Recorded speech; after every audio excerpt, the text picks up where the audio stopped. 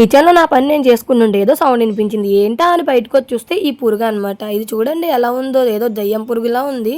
దీనికి కొమ్ము కూడా ఉందన్నమాట ఎదుర. ఇది ఏం పురుగు నాకు తెలియట్లేదు కానీ బయటైతే దీని మీద కొంచెం పెద్ద సైజే ఉంది. బయట ఆ పురుగుని చూసి వచ్చే లోపల నాకైతే పొయ్యి మీద పాలైతే విరిగిపోయాయి అనమాట. లీటర్ పాలు విరిగిపోయాయి. వాటిని ఏం చేయాలో నాకైతే తెలియలేదు. అప్పుడు మా పిన్నిని అడిగితే కోవా చేస్తానంటే కోవా అయితే వద్దు, పన్నీర్ చేసేయి అని చెప్పింది. అందుకనే ఆ విరిగిపోయిన పాలన్నిటిని ఒక స్ట్రైనర్లోకి తీసుకుని వడగొట్టుకున్న తర్వాత ఇలా క్లాత్లో వేసి ఎక్స్ట్రా పాలు కూడా తీసేసాను.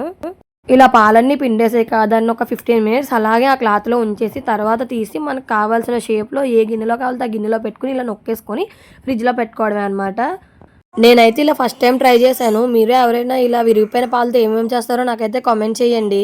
నా చేతుల్లో ఫస్ట్ టైం పన్నీర్ చేశాను. సక్సెస్ అవుతుందో అన్సక్సెస్ అవుతుందో చూద్దాం. ఇంకో వీడియోలో అయితే పెడతాను. మరిన్ని మంచి మంచి వీడియోస్ కోసం please like, share and subscribe my channel. Thanks for watching.